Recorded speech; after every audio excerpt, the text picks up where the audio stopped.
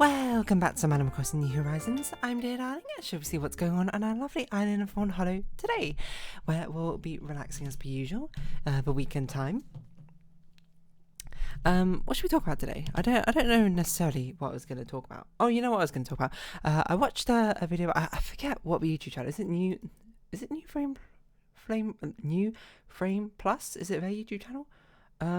Yeah, New Frame Plus, about a video about the best game animation in 2023, and it's always nice, it's nice to get, I suppose, good ideas for games to play. I mean, the list grows ever longer, but still.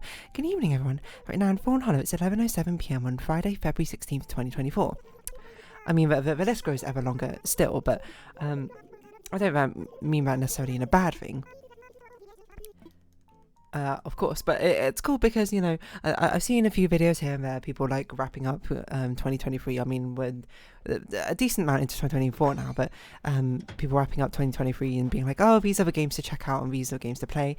And it's nice because I like checking out a few variety of different people who like would do this sort of thing, and then checking out the games which sort of like appear multiple times on all of them, because I feel like, if I field my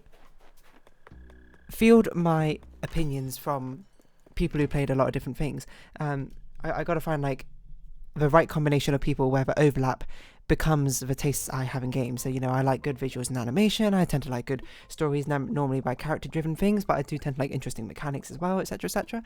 And it's cool to see which games appear here and there, especially games and genres which I wouldn't necessarily try. Like Pizza Tower, of course, is like wildly popular. Like you've probably seen it recommended everywhere, to be perfectly honest. I'm not really sure if it's my sort of game, but it's been so recommended at this point where I'm like, maybe I should give it a try. But the thing is, I don't play enough games in a year to actually get through all of these games in the first place. Probably a reason for me to actually start streaming, to up the rate at which I can play games. Any like an OG dear darling a video watcher who remember back in the day, where I used to upload 3 videos every single day. I used to have one series which uploaded every single day, and then 2 other series which alternated every days on Monday to Saturday. That was crazy. Can't believe I used to do that. I don't remember which series used to be uploaded every single day. I remember The Witness was definitely one of them. I think Hollow Knight might have been one of them, but I honestly can't tell you. I can't remember. But I do remember the day which, not the day, but I do remember the point where I switched over to this new schedule of like 3 in rotation, because it's a lot easier to manage, unsurprisingly. I mean, sometimes I even, I'm late with uploading things in like a 1 2 3 1 2 3 format. I can't imagine what it'd be like going 1 2 1 3 1 2 1 3 1 2 1 3. Actually, no, was Spiritfarer one of the ones I actually like don't really remember much of my like old series at all. Anyway, sorry, but there was a lot of games which were interesting, but the 3 of them which, after watching this video, I was like, okay, no, was there 3? No, maybe it was only 2 of them. No, 3 of them which I added to my wish list to be like, okay, I've seen these games appear enough on not only people who like it for the animation and visuals, but also for the mechanical fidelity of the game in the first place. So I've actually added them to my wish list, and they are Pseudo Regalia, I forgot Wildless, and what's the other one? Hi-Fi Rush.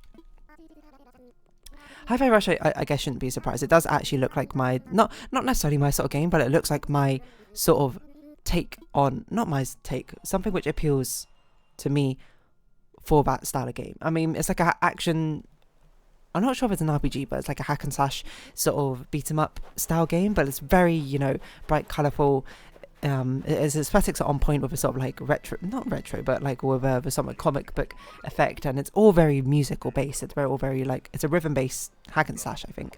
A rhythm game beat 'em up, which is really, really cool, to be honest. I often say that rhythm games definitely should be melded into more different genres, to be honest, because I think it's one which lends itself well to being applicable to a lot of different things. Can you imagine, like, rhythm game shooter would be super interesting. Like, you can only fire a bullet if you like tap it in a correct rhythm, and each different gun has like a different rhythm and pattern, and then you like have to manage a recoil while you're managing rhythm, and it's, I don't know. That sounds like a cool concept. I always think back to Warframe, a game I've never played. No, actually no, it's not true. I have played it, but I like played it as an loose term of a word, because I played it with 3 or 2 other friends, but 2 of the other friends decided that, and I'm not going to blame them for this, to be perfectly honest. I think it's quite funny in retrospect, but they were like, hey, you know what we're gonna do? We're just gonna try and speedrun basically every single like mission from here on out. So here I was like trying to go through a mission, trying to, you know, collect things and go over the pace I assume the game wanted me to go at, opposed to just speeding on in my head, being like, okay, we made it to the end of a level, and I was like, okay. So I didn't really play it much then. I hear Warframe is like a huge grind fest now, but I don't know if that's still the case. But apparently it's a pretty cool game, like back in the day.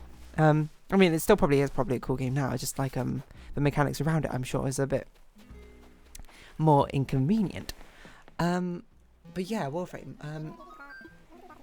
There's a character, that's what I was saying. A character in Warframe called like Octavia or something, who is like a musical based. I don't know what they're called, Warframe, I guess. Like heroes, champions, Warframes, where you can basically set the musical beat map that you will be continuously playing, and then if you jump and like crouch and attack or something with the right beats on the beat map you set out for yourself, you get like boosts or something. I don't really know the mechanics of Warframe, so I can't tell you exactly how it works. I just remember like reading about it and being like, that is such a cool concept for a character.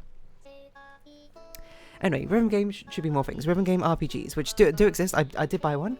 I don't know when I'll ever get around to it. As I say, the wish list, not the wish list, the waiting room list is 32 games long right now, so it's quite long. Are there any other games in my uncategorized which I've yet to add to something I needed to? Invento maybe?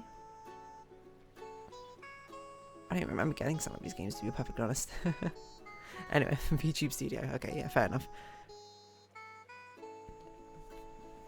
Anyway, so that was one of them. Hi-Fi Rush. The other one was Pseudo Regalia, which honestly, like, it doesn't. I'm not really sure if it feels like my sort of game. What it basically is sort of like a 3D platformer inspired by like the N64 era of games, which the N64 era of games is slightly before my time. Like, not that I haven't played on the N64 when I was younger, but I was like 3 or. But wait, I might not have even been born when the N64 came out or something. Which, if some of you were born when it came out, you might just go, I'm so old. Which, you know, fair enough. We all age eventually. Eventually, I don't know what that's meant to mean. But yeah, hold on. I don't know when the N64 came. Maybe it came out in 1999. So maybe I was alive. N64 release date, but in my mind, it came out in 1994, 1996. Okay, so I wasn't actually born. Even when it was released in Europe and Australia, I wasn't born. So the N64 is about as old as I am. But I do remember playing on it when I was younger because some family friends had it. So I remember when I was much younger, when I was like 3 or something, we used to go to a house, and I do remember playing like Mario Kart 64. I was terrible at it. Pokemon Stadium mini games, which I was much better at. I wasn't like as good as them because they were like, how many years my senior? Like 12 years my senior or something? I honestly can't remember. And then, what else do we play? I'm sure there was another. Oh, we played Smash Bros sometimes, which I was probably terribly bad at. I honestly don't remember playing that one as much, right?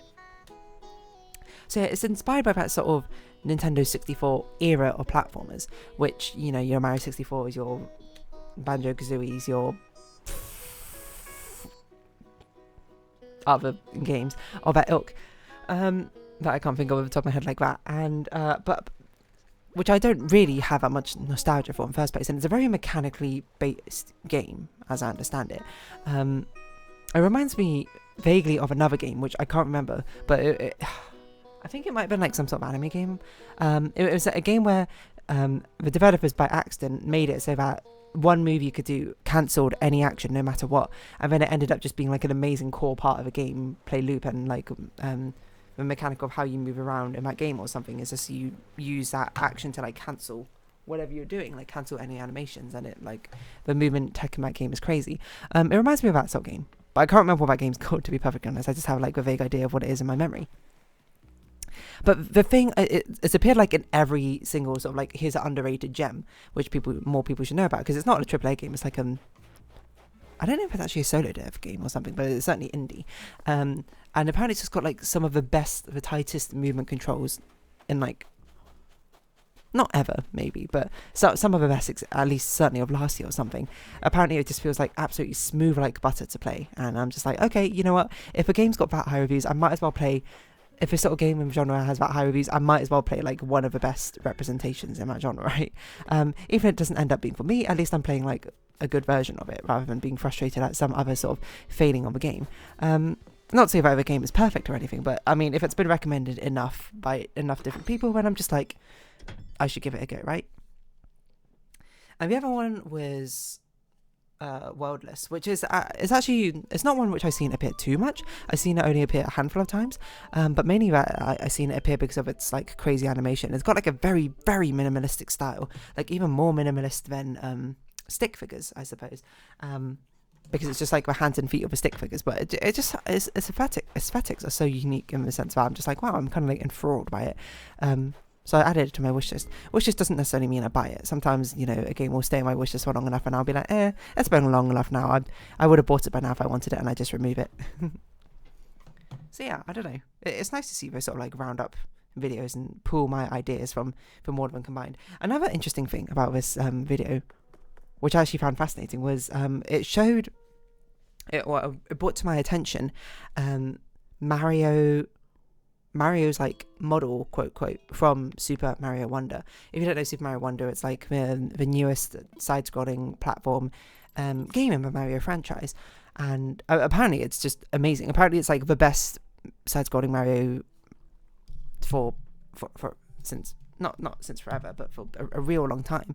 And certainly when it came out and I looked at it, I was like, wow, this game like quite very much oozes charm, to be perfectly honest. Like the animations are like so fun, bouncy and snappy, and like very, it doesn't feel 3D in a sense, despite the fact it is. And I mean, it did make me wonder how they necessarily did it, but I didn't think it would be as complicated as it actually was. I don't work with 3D animation. I don't work in animation really in general, so I don't even know why I'm not trying to pretend that I know more than I do.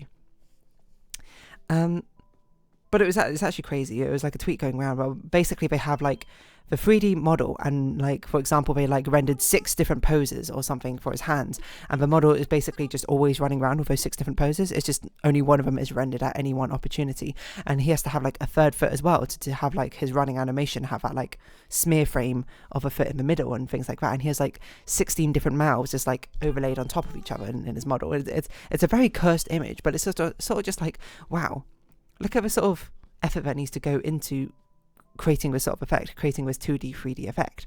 Because in my mind, I'm like, I can't help but feel like it's a hacky solution, despite the fact it probably isn't actually a hacky solution. It's not like Nintendo or some tiny indie dev studio. They have years of experience, I suppose, in the game industry in the first place. I'm not going to say it's necessarily the best way to do it, but it's probably good enough that they were obviously willing to ship it. Like maybe, I don't know, maybe like resource costs. You can't just swap out the models in about, you can't really deform them all that easily, because the cost of like building a reliable, I don't know, mesh, I suppose, for a 3D model skin that can deform in a 2D way is probably insane. So the simpler solution is just make a load of 3D models which will get sort of like superimposed on top of each other over and over. And it was just like, I've never really thought about that. But it's very amusing to see the behind the scenes, I suppose, of that in the first place.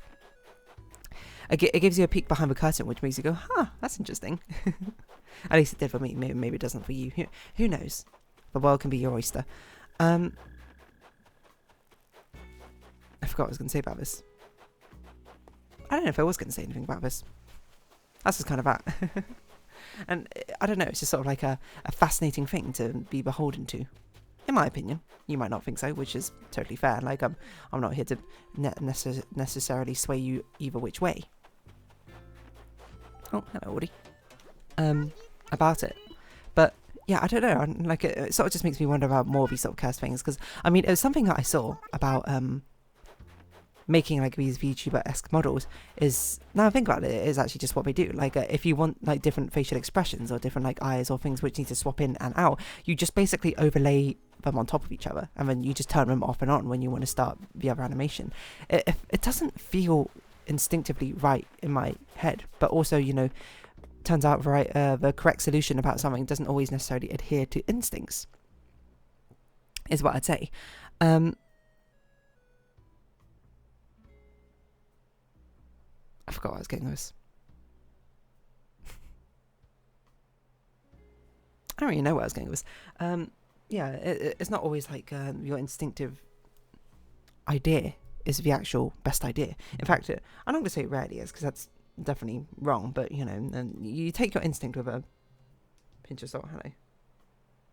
What's going on my phone? Oh, I just got a message, that's why. it's just sort of like fascinating in a sense, isn't it? You look at that, and my initial reaction, my gut reaction was like, there's no way that's how you're meant to actually do it. And then I think about it a bit more, and I'm like, I guess that kind of is how you're probably meant to do it. Like, what other option do you really have? And I guess there really isn't one, to be perfectly honest. It's like, that's that. And I don't know, I just kind of find it fascinating in that sense. Maybe you don't find it as fascinating as I do, but just like, I don't even know what to describe. There must be a term for it, to be honest, but I don't really know. Like, hold on, maybe if I Google it, you can... Super Mario 3D character models. Oh, I didn't put Wonder in. Super Mario Wonder.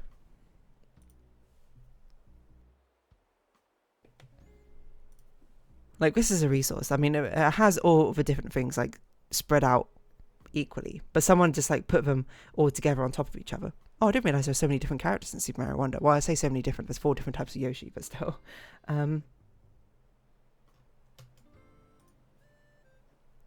This is like a sprite sheet or something, or like a 3D model sheet, I suppose. What was it? Tweet. There was like a tweet about it. You know, I guess I could just open the video again and look, but you know, you're gonna hear all the dulcet tones of, I forgot the person's name, to be perfectly honest. Anyway, Super Mario 3D Wonder. Much appeal of a 2D drawing. Let's see. Let's try and find... Here it is. Okay, mute the video. Who tweeted it so I can find it? Supper Mario Broth. Mario Broth blog. There's also a very strange thing with Twitter that if you look at Twitter without an account, I don't know if this happens to anyone else, but it's super broken. Where it just like it only displays things back from 2023, and I'm like, what? Obviously, I want to look at more things than 2023. I kind of want to look at my most recent stuff, but alas, per Yorick, I know you and well, Horatio. Okay, let's just scroll down until we find it, I guess. What the heck is this? Just a load of deformed birdos. Unfinished Birdo at Mario and Sonic Olympic Games of a Wii. You mean Birdo could have been in that game? They just didn't put her in? That's so sad. Oh, here it is. There's one for Daisy as well.